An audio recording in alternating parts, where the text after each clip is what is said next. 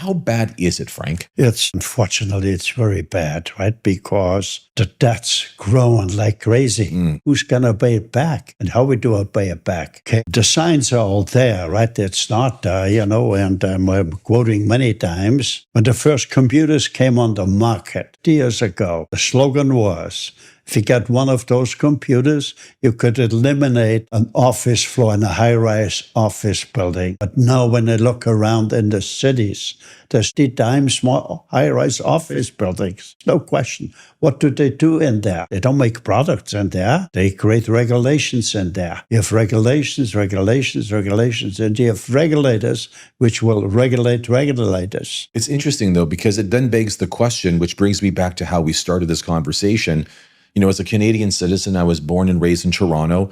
I don't recognize the country. And let's not talk about the population or the policies, the bureaucracies, the red tape that really stifles innovation and entrepreneurship. But you've often spoken about a chamber of citizens. Where did this idea come from? Because maybe that's where change can begin. What's your thoughts on that, Frank? Well, sometimes you can look back in history and say, who did things right, or what could we learn from history, right? So when I look back in history, one politician stood out, which was Winston Churchill. Winston Churchill, especially in his later years, said many times, he was a very civilized, but he used some crude words. He said, God damn, Parliament doesn't work. There's only politicians in Parliament. The mandate of a politician is, he says, to be elected or re-elected. So the problem is the country is managed via political reasons instead of socioeconomics. So he says we need a chamber of citizens in Parliament, balance out the politicians. But that's too cumbersome. I think we could use small business in Canada. That could be the Chamber of Citizens, small business.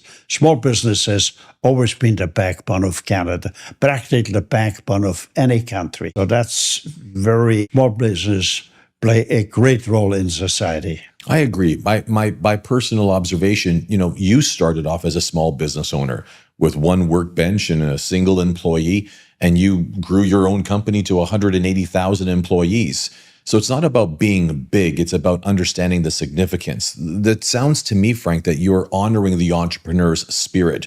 They take on risk, they borrow money, they raise capital, they hire people, they pay their taxes, they provide a service. Some even build products.